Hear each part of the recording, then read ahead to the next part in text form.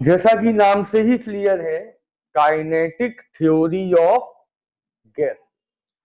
इस पूरे चैप्टर में हम किसके बारे में डिस्कस करेंगे? गैस। तो सबसे पहली चीज, पीरियोडिक टेबल। एलिमेंट्स याद हैं आपको पीरियोडिक टेबल के? याद कराए गए होंगे। क्या होते हैं? H, H E, L I, B E, B, C, N, O, N E, N E, M G, A L, S I, P, बहुत सारे होते हैं। ये सब पीरियोडिक टेबल में रखे हुए। केमिस्ट्री में आपसे एक चीज कही जाती है, वन मोल। आप में से कोई बताएगा व्हाट इज वन मोल? क्या बला है ये वन मोल?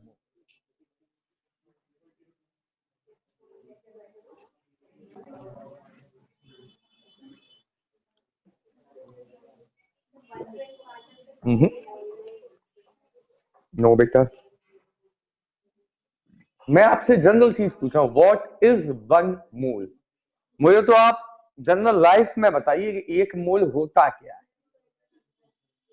एवोगैड्रो नंबर वो क्या चीज है? अब आज आप एक मोल को ढंग से समझ पाओ। बहुत ध्यान से सुनना बेटा। जैसे मैं इनमें से कोई भी एक उठा लू, कार्बन ले लिया मैंने, तो कार्बन को आप लिखते हो 6012। हाँ या ना? ऐसे लिखते हो? सुनना ध्यान से। कार्बन का मैंने वन मोल लिया, इसका मतलब मैंने कार्बन के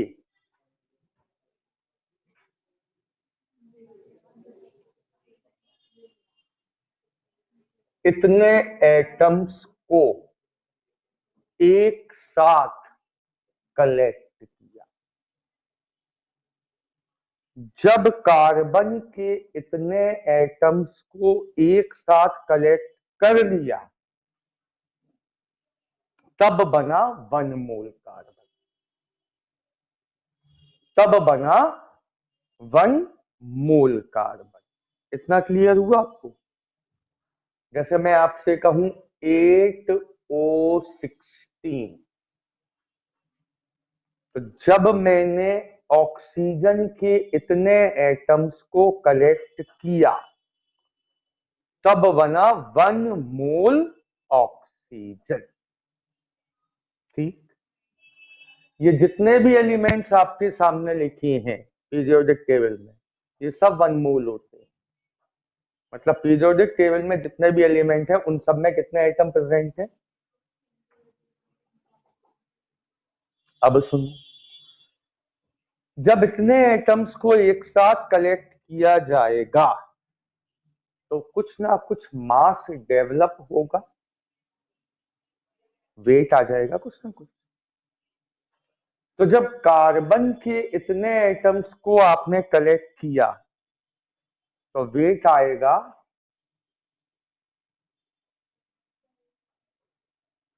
ये जो ऊपर लिखा होता है, एक्चुअल में ये क्या होता है? मैं केमिस्ट्री का एक भी शब्द यूज नहीं करूंगा। एक्चुअल में ये जो लिखा होता है ये क्या है? कार्बन के इतने एटम्स को कलेक्ट करने के बाद डेवलप हुआ मास। ठीक? अगर मैं कार्बन की जगह बात करूं ऑक्सीजन की, तो जब आप ऑक्सीजन के इतने एटम्स को कलेक्ट करोगे तो कितना मास डेवलप होगा? 16 ग्राम। समझ में आ रही है बात? मैं बात करूं सोडियम की, तो जब सोडियम के इतने एटम्स को कलेक्ट करोगे तो कितना मास डेवलप होगा? 23 ग्राम। क्लियर? मैं मोटी बात कर रहा, मैं कोई केमिस्ट्री नहीं पढ़ा रहा। बताइए इसका मतलब क्या हुआ? 24 ग्राम मास किसका है? एक एटम का है क्या? नहीं। इतने एटम्स का मास है 24 ग्राम। मोटी बुद्धि से आगे समझ में बात। अब सुनो आगे की कहानी बाकी है। जब इतने एटम्स को कलेक्ट करोगे तो वो वॉल्यूम भी ऑक्यूपाई करेंगे। जब इतने एटम्स कलेक्ट होंगे तो वॉल्यूम ऑक्यूपाई होगा। वॉल्यूम ऑक्यूपाई होता है हमेशा इतने लीटर। चाहे किसी भी गैस के आप इतने एटम्स को कलेक्ट करो, हर बार आपको कितना वॉल्यूम मिलेगा?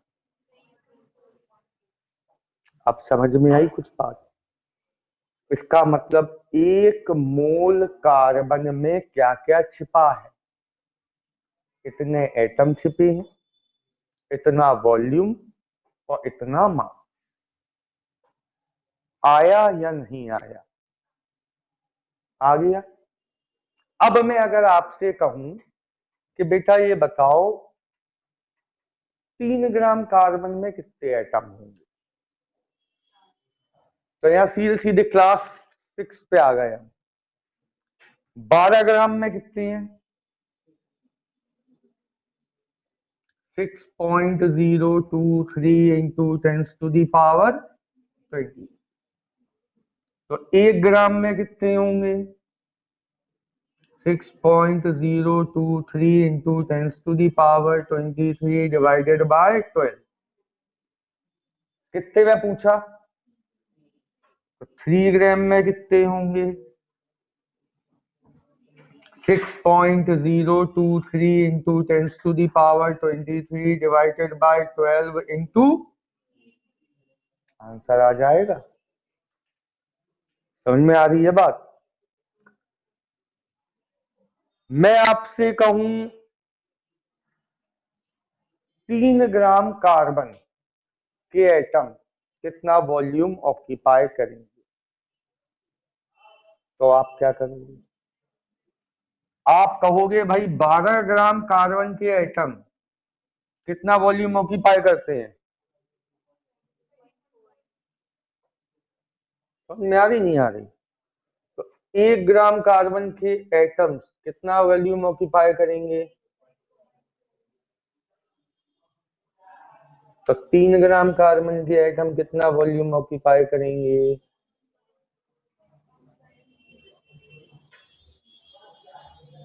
नहीं आया समझ में? समझ में आई कहानी? और क्या पूछा जा सकता? मैं आपसे कहूं 1 मोल कार्बन में इतने एटम है, ठीक? 11.2 लीटर कार्बन में कितने एटम होंगे? तो आप कहोगे 22.4 लीटर में इतने हैं, 1 लीटर में डिवाइड, फिर 11.2 में मल्टीप्लाई। नहीं यही समझ में बात? तो आपको कैसे भी घुमा लिया जाए आप घूमोगे नहीं। अब आंसर आपका निकल के सामने अपने आप आ जाए। क्लियर है? जरा देखो नोट्स में पहला क्वेश्चन क्या लिखा हुआ है।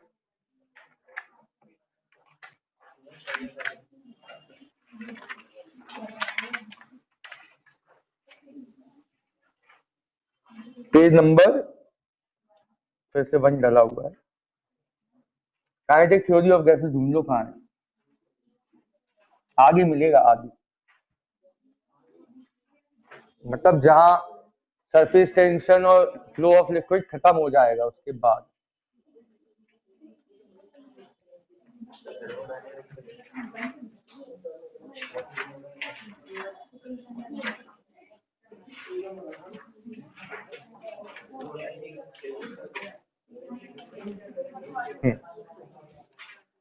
पहला क्वेश्चन लिखा है find number of molecules in 8 gram oxygen. Find number of molecules in 8 gram oxygen. तो 16 ग्राम में कितने होते हैं बेटा?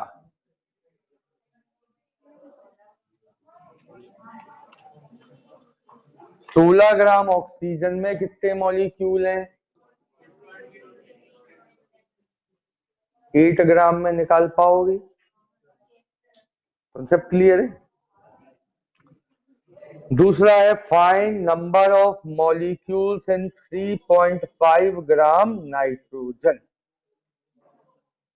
3.5 ग्राम नाइट्रोजन। तो नाइट्रोजन पे आ जाओ जी। 14 ग्राम में कितने होते हैं? 3.5 ग्राम में निकल आएंगे। कुल मिला के क्वेश्चन को कैसे भी घुमाया जाए आप कर पाओगे। तो फटाफट 2-3 क्वेश्चन लिख लो, कर लेना ये।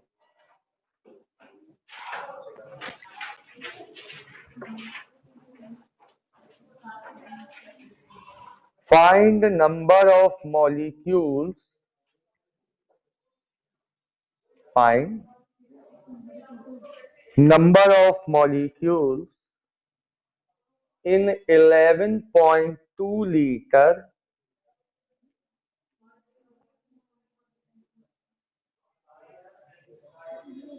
find number of molecules in 11.2 liter carbon.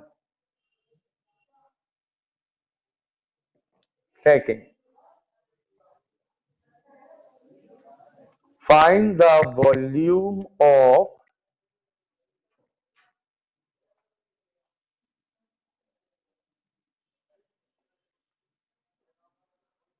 6 gram of magnesium.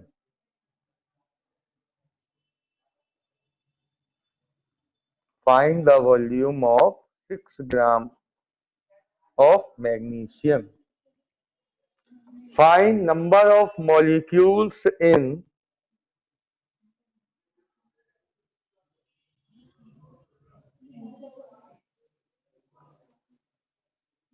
2 gram helium.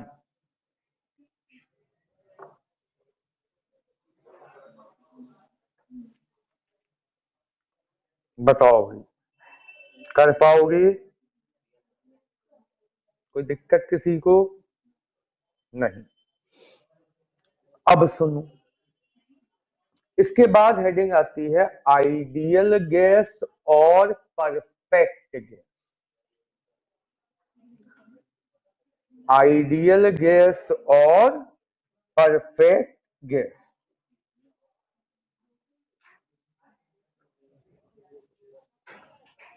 आपने केमिस्ट्री में बॉयल्स लॉ और चार्ल्स लॉ सुना होगा।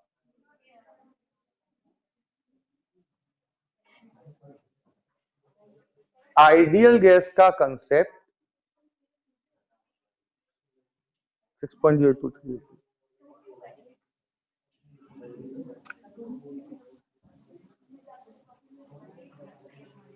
आपने केमिस्ट्री में बॉयल्स लॉ और चार्ल्स लॉ सुना है बेटा, राउंड ऑफ करते हो 6.023 आता है। अब आइडियल गैस क्या होती है? प्रैक्टिकली क्या होता है कि कोई भी गैस हो, सुनना पहले, कोई भी गैस हो वो बॉयल्स लॉ और चार्ल्स लॉ हर प्रेशर और हर टेम्परेचर पर परफेक्टली फॉलो नहीं कर पाती। बॉयल्स लॉ जो है वो कब ओबे होता है? जब क्या कांस्टेंट हो? टेम्परेचर। चार्ल्स लॉ कब ओबे होता है? जब क्या कांस्टेंट हो? प्रेशर। कोई भी गैस हर टेम्परेचर और हर प्रेशर पर बॉयल्स लॉ और चार्ल्स लॉ को पूरी तरह से फॉलो नहीं कर पाती। जैसे मैं कहूं कि हमने टेम्परेचर कांस्टेंट रखा, तो क्या गैस बॉयल्स लॉ को हर प्रेशर पे फॉलो कर पाएगी? तो ऐसा नहीं है। बॉयल्स लॉ क्या कहता है कि volume is inversely proportional to pressure. अगर आप प्रेशर को बहुत ज्यादा इंक्रीज या बहुत ज्यादा डिक्रीज कर दो तो बॉयल्स लॉ फॉलो होना बंद हो जाए। ऐसे ही चार्ल्स लॉ क्या कहता है, volume is directly proportional to absolute temperature. अगर आप टेम्परेचर को बहुत ज्यादा डिक्रीज कर दोगे, सोच के देखो, माइनस में जब टेम्परेचर होने लगेगा अपने सियाचिन पर, माइनस में कितना टेम्परेचर होता है, -27, -30, -90 मान लो, ठीक। जब टेम्परेचर -273 चला जाए तो जो गैस है एटमॉस्फेयर में वो भी जम जाएंगे, गैसेस के मॉलिक्यूल्स भी जम जाएंगे। जम जाएंगे तो क्या होगा, फॉलो ही नहीं हुआ, गैस बची नहीं, सॉलिड हो गया। यानी कि हर टेम्परेचर पर चार्ल्स लॉ भी फॉलो नहीं होता। तो एक परिकल्पना की गई, एक इमेजिन किया गया कि ऐसी कोई गैस हो जो पूरी तरह से बॉयल्स लॉ और चार्ल्स लॉ को फॉलो कर पाए, उसे कहेंगे परफेक्ट या आइडियल गैस। तो ऐसी कोई गैस प्रैक्टिकली नहीं जो हर प्रेशर और हर टेम्परेचर पर बॉयल्स लॉ और चार्ल्स लॉ को पूरी तरह फॉलो कर। अगर कोई गैस ऐसा कर पाएगी तो that gas is ideal gas, ठीक। आइडियल गैस में एक ही इक्वेशन है, इन दोनों को मिला के लिखोगे तो क्या आएगा बेटा,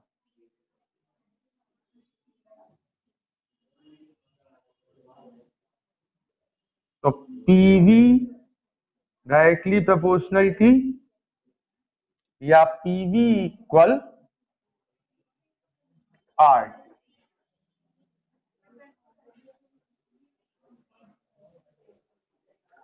यहां यह है आइडियल गैस इक्वेशन। यहां आर होता है गैस कांस्टेंट, यहां आर है गैस कांस्टेंट जिसकी वैल्यू है 8.31 जूल पर मोल केल्विन, जो आपसे कभी नहीं पूछी जाएगी। आपसे पूछी जाएगी इसकी वैल्यू कैलोरी, नोट्स में अंडरलाइन कर लो। कैलोरी में इसकी वैल्यू है 2 कैलोरी पर मोल केल्विन।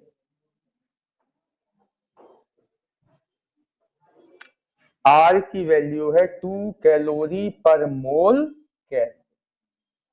इतना क्लियर? अभी बात खत्म नहीं हुई, बहुत ध्यान से समझना। ये जो फॉर्मूला है आइडियल गैस का, ये है फॉर 1 मोल गैस। ये फॉर्मूला किसके लिए एप्लीकेबल है, 1 मोल गैस। बेटा यहां देखते जाओ, अभी अगर 1 मोल से ज्यादा गैस हुई तो पीवी इक्वल होता है म्यू आर टी। म्यू क्या है, नंबर ऑफ मोल। मान लो 6 मोल गैस हुई तो फिर पीवी इक्वल आर टी काम नहीं करेगा, तो क्या काम करेगा,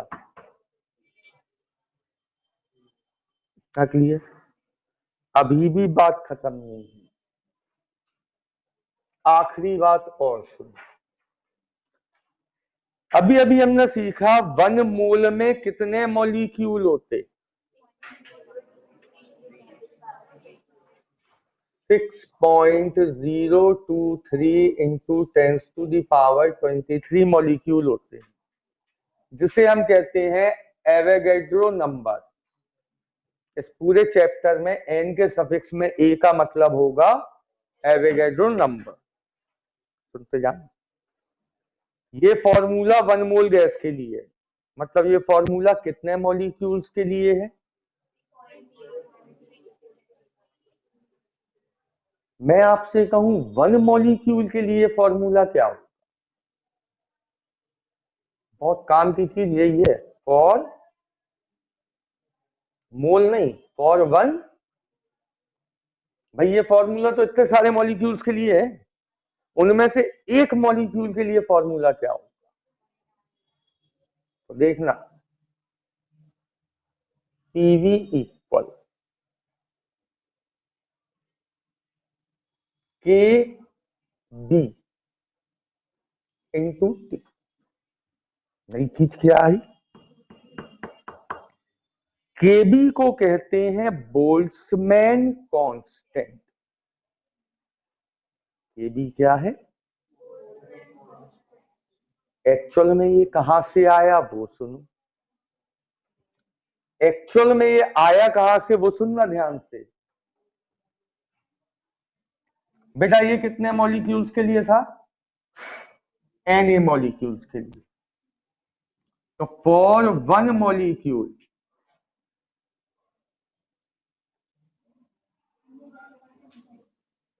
मेरे ख्याल से पीवी इक्वल होना चाहिए R by N A into T. भाई एक मॉलिक्यूल की जब बात करोगे तो पूरे से क्या हो जाएगा, डिवाइड। नहीं है बस समझ में। ये फॉर्मूला कितने मॉलिक्यूल्स के लिए है? एन ए मॉलिक्यूल्स के। तो एक मॉलिक्यूल के लिए क्या होगा? Divided by N. R by N A जो है ये कहलाता है बोल्ट्जमैन कांस्टेंट। तो पूरे चैप्टर में याद रखिएगा, ये 1 मोल के लिए, ये 1 से ज्यादा मोल के लिए, और ये 1 मॉलिक्यूल। अब कोई डाउट? बस इतना कीजिए, कल मिलते हैं।